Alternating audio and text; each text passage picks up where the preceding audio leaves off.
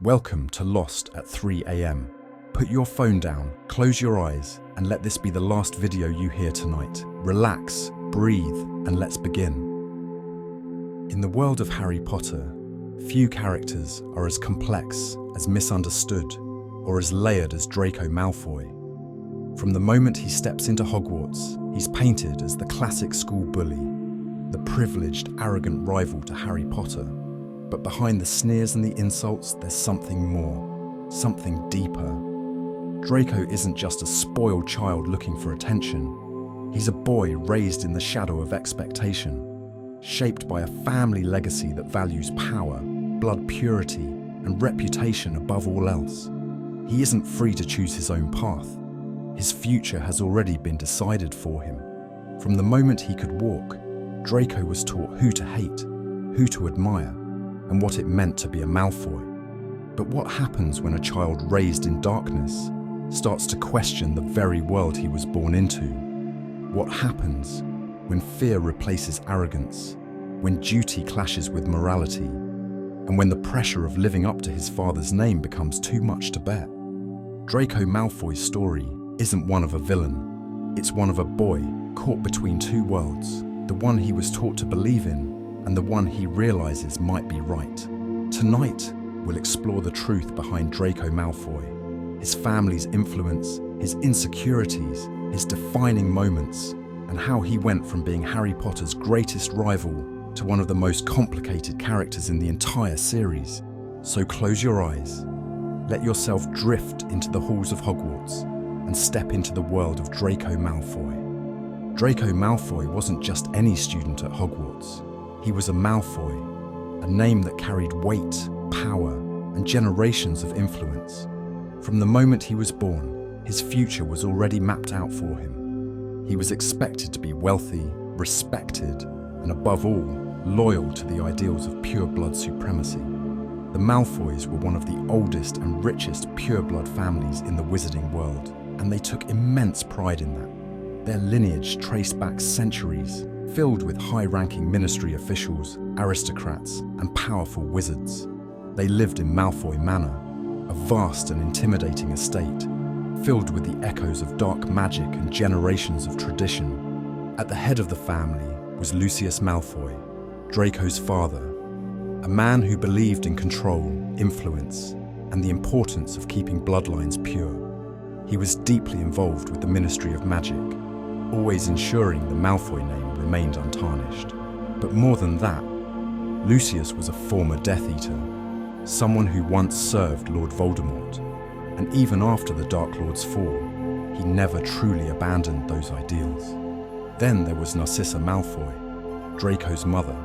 Unlike her husband, Narcissa wasn't as vocal about her beliefs, but she was fiercely protective of her son. She too came from a powerful bloodline, the Black family, which prided itself on pure blood heritage. But Narcissa's love for Draco ran deeper than any ideology, and in the end, her love for her son would prove stronger than her allegiance to Voldemort. Draco was raised in a world where blood status meant everything, where kindness was seen as weakness, and where ambition was encouraged, but only as long as it served the family. From an early age, he was taught to look down on Muggleborns, to see himself as superior, and to believe that power was something he was entitled to. But for all the arrogance and pride, Draco wasn't given much freedom. He was raised to be an extension of his family's name, a symbol of everything the Malfoys stood for. His father's approval was something he craved, and disappointing him was never an option. So when Draco arrived at Hogwarts, he wasn't just a boy making friends or enemies. He was a Malfoy, carrying generations of expectation on his shoulders. He was there to prove himself, to his father, his family, and the world around him. But what Draco didn't realize yet was that Hogwarts was the one place where things wouldn't be as simple as he had been taught. When Draco Malfoy arrived at Hogwarts School of Witchcraft and Wizardry, he already knew exactly who he was supposed to be: confident, superior, and above all, a Malfoy. He was raised to believe that he was better than most of the students around him, that his name alone made him important, and for a while, he carried himself like it was true. From the very first moment he met Harry Potter, Their paths were destined to collide. Draco extended a hand, offering Harry a place among the right kind of wizards. The wealthy, the pure-blooded, the powerful. But Harry refused. That moment wasn't just a rejection of friendship.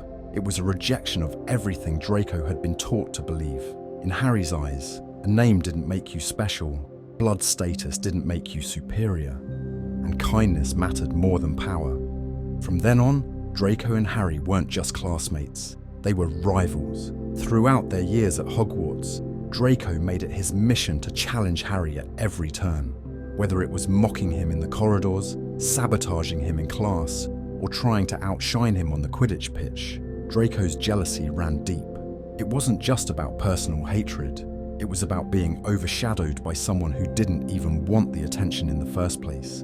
Harry wasn't just another student, he was the boy who lived, famous before he even knew why. And that fame made Draco's own privileged upbringing feel small. For the first time, Draco wasn't the most important person in the room. No matter what he did, he would never be as legendary as Harry Potter.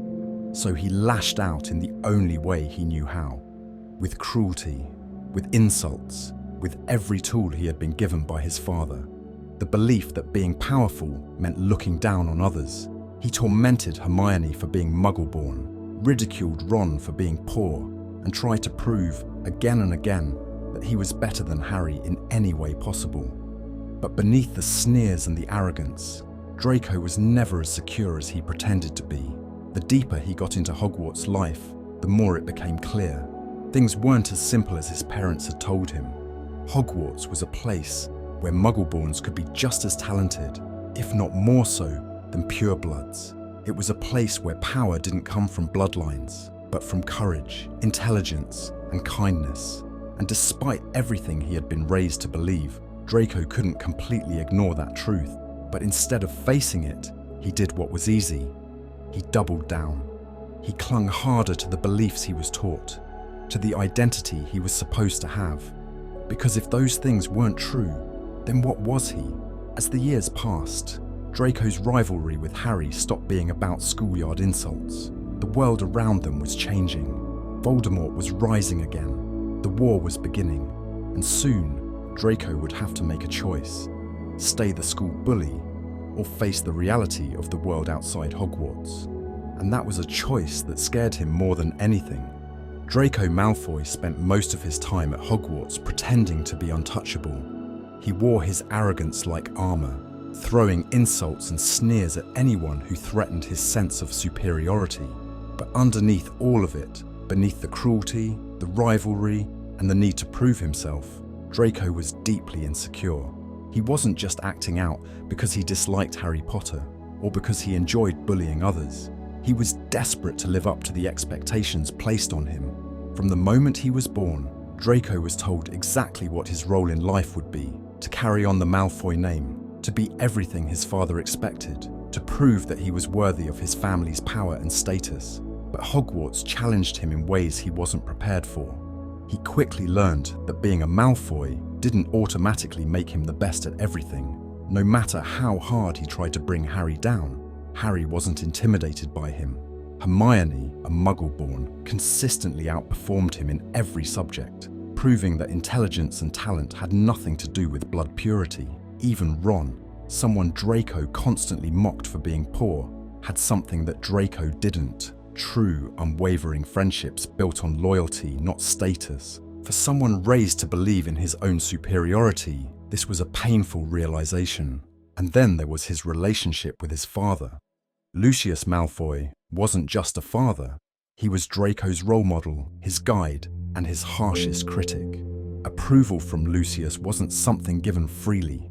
It had to be earned, and for all of Draco's arrogance at school, he was constantly seeking his father's validation. Every insult he threw, every rule he broke, every attempt to humiliate Harry Potter, it was all done with the hope that his father would notice, that he would be proud. But Lucius wasn't a loving parent. He was demanding, controlling, and impossible to truly please. When Draco failed, he didn't just disappoint himself, he disappointed his father, and with each failure, the pressure on him grew. So Draco did the only thing he could. He kept up the act. He hid his insecurities behind cruelty. He lashed out before others could see his own weaknesses. Because the truth was, he wasn't as strong as he pretended to be. Deep down, Draco knew he wasn't brave like Harry, talented like Hermione, or naturally liked like Ron. And rather than admit that, rather than change, he clung to the only thing he had.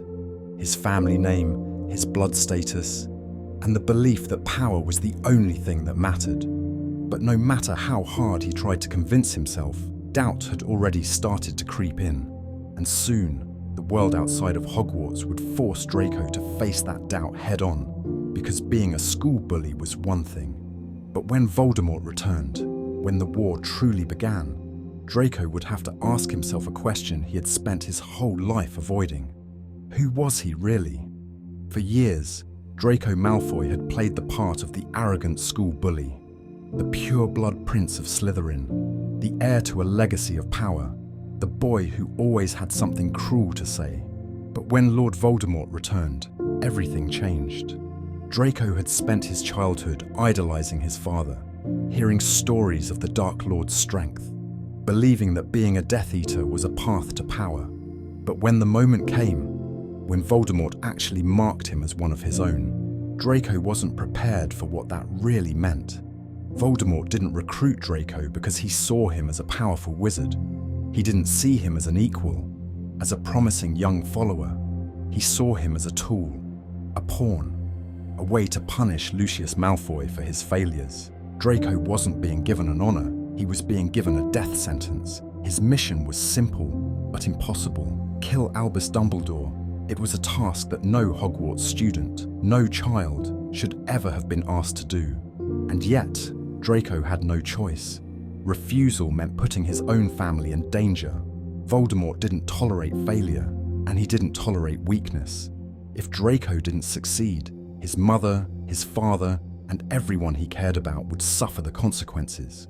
So, for the first time in his life, Draco was truly afraid. The arrogance, gone. The childish rivalries, meaningless. The boy who had once bragged about his father's influence was now realizing just how powerless he really was. He tried, of course. He spent months working on ways to get Death Eaters into Hogwarts. Months living in fear, barely speaking to anyone, growing paler, thinner, more broken by the day. He was barely 16 years old, and he was carrying the weight of a task that even adult wizards would have feared. And the worst part? He was completely alone. His friends, Crabbe and Goyle, were nothing more than mindless followers. They didn't understand what was happening. They didn't see the crushing weight of expectation that was suffocating him. And he couldn't tell them. He couldn't tell anyone. So he suffered in silence. Draco, for the first time in his life, stopped being a bully. He wasn't interested in taunting Harry anymore, because what did any of that matter when he was fighting for his family's survival? He wasn't a villain. He wasn't a hero. He was a scared boy being forced into a nightmare he never wanted. And as the moment of truth crept closer, as the time came for him to face Dumbledore, one terrifying realization hit him harder than anything else. He didn't want to kill. He wasn't a murderer, but Voldemort didn't care what Draco wanted. And standing at the top of the Astronomy Tower, Draco would have to choose between his soul and his life. This was it. The moment Draco Malfoy had been dreading for an entire year. The Astronomy Tower. The night sky stretched endlessly above him. His wand trembled in his hand, and standing before him, completely defenseless, was Albus Dumbledore. Draco had imagined this moment 100 times. He had told himself that this was what he had to do. That failure wasn't an option, but if he hesitated, Voldemort would kill his family, and he would never be forgiven. But now, as he faced Dumbledore, everything felt wrong. Dumbledore wasn't afraid. He wasn't fighting back. Instead, he looked at Draco with understanding, with something close to sympathy, and that was the last thing Draco had expected. For months, Draco had been alone in his suffering. No one had asked him if he was okay. No one had seen the fear beneath the arrogance, the way his shoulders had started to slump under the weight of his secret. But Dumbledore saw it. "You are not a killer, Draco." 6 words, simple, true, and in that moment, Draco knew it too. He wasn't like Voldemort. He wasn't like his father. He didn't want power at the cost of his own soul. He didn't want this life. But how could he back out now? Tears burned in his eyes. His wand was raised, but his hands were shaking too much to cast a spell. He tried to tell himself that this was the only way, that if he failed, Voldemort would kill him and his family. But he couldn't do it. He wasn't a murderer, and Dumbledore wasn't fighting him. He was offering him a way out. "No one can help me," Draco whispered. Dumbledore didn't argue. He simply offered a choice. Draco could lower his wand. He could turn away from Voldemort, from everything his father believed in, from the path that had been forced upon him. Dumbledore was giving him a chance to be more than just a pawn in someone else's war. For a brief, fleeting moment, Draco considered it. He wanted to say yes, and then Severus Snape arrived. Before Draco could even process what was happening, Snape spoke the words Draco couldn't bring himself to say. "Avada Kedavra!" The green light flashed. Dumbledore was gone. Draco didn't breathe. He couldn't. His chance to walk away. Gone. His choice taken from him. He had wanted to believe there was a way out, but now the war had truly begun. And whether he wanted to be or not, Draco Malfoy was in too deep. Draco Malfoy had spent years believing in the power of his family name, believing that wealth, status, and blood purity made him untouchable. But after Dumbledore's death, after he failed to complete the task Voldemort had given him, he realized the truth. None of it mattered anymore. Draco wasn't powerful, he wasn't safe, and he wasn't in control of his own life. With Dumbledore gone, Voldemort had fully taken over the wizarding world. Malfoy Manor became his base of operations, a place of fear rather than safety. Draco wasn't a favored servant, he was a prisoner in his own home. The Dark Lord used his family as an example, a reminder of what happened to those who failed him. Lucius Malfoy, once an influential Death Eater, had been humiliated, his wand taken from him. Narcissa was desperately trying to hold her family together, and Draco was trapped. He had spent his childhood believing he was on the winning side, that his father's connections would always protect him. But now he was surrounded by monsters, real monsters, and he could do nothing but watch as Voldemort tightened his grip on the world. By the time the Battle of Hogwarts began, Draco's arrogance was gone. He wasn't fighting for Voldemort. He wasn't fighting for anyone. He was scared, caught between a war he didn't want to be a part of and the expectations that had been forced upon him. And then, something happened that changed everything. In the middle of the chaos, Draco found himself face to face with Harry Potter once again, and instead of attacking him, instead of trying to win favor with Voldemort, Harry saved his life. Inside the burning room of requirement, as Draco panicked, Harry reached out a hand. After everything, after years of insults and rivalry, Harry still chose to save him. That moment meant something. Draco had spent his whole life believing that power and blood status made someone important. That being a Malfoy meant being untouchable. But in the end, it wasn't a name or wealth or power that saved him.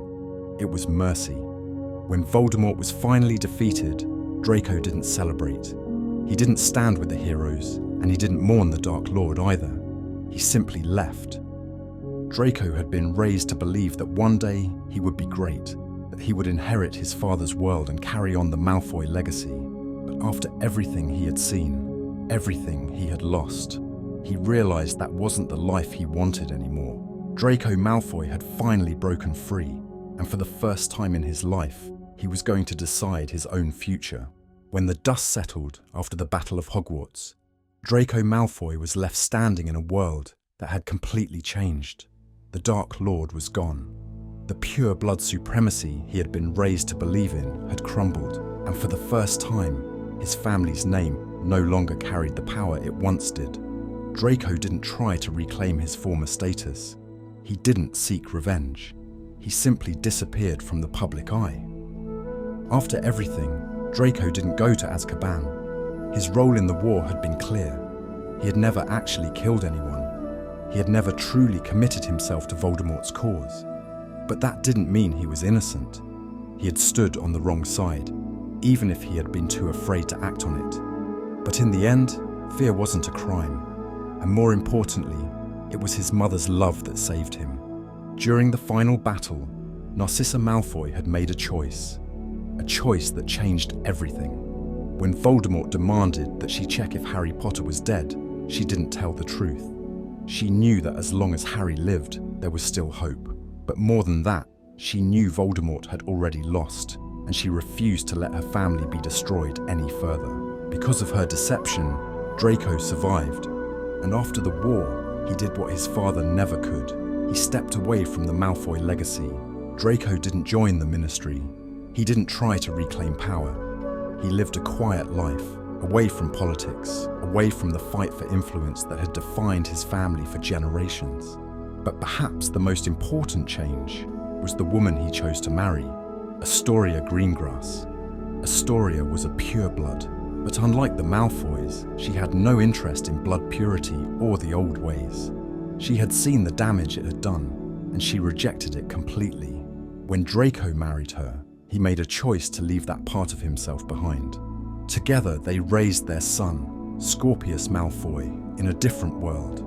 A world where blood status no longer mattered. A world where Scorpius wouldn't be raised with the same beliefs Draco had been forced to carry. But even after all those years, Draco was still haunted by his past. He knew that to some, he would always be remembered as the school bully, the arrogant Slytherin, the boy who had stood on the wrong side of history. But the truth was, Draco Malfoy had changed. He had learned that fear isn't strength, that power isn't everything, and that redemption isn't about being perfect.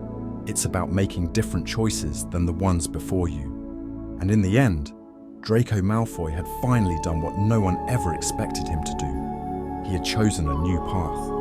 For years, Draco Malfoy and Harry Potter were locked in rivalry, two boys from completely different worlds, each standing on opposite sides of a war they barely understood. To Draco, Harry was the enemy. To Harry, Draco was a spoiled bully who thrived on cruelty and arrogance. But their relationship was never as simple as hero versus villain. Draco wasn't Voldemort, and he was never truly a Death Eater at heart.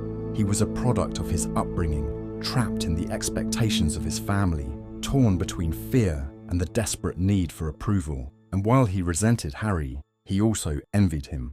Harry had something Draco never did: freedom. Harry wasn't born into wealth or privilege, but he was free to choose his own destiny. He wasn't weighed down by the expectations of a father like Lucius Malfoy. He wasn't forced to believe in something just because of his family name. Even though Harry's life had been painful, even though he had lost so much, he had the one thing Draco lacked: real friendships built on love, not power. And deep down, Draco knew it. That's why he lashed out.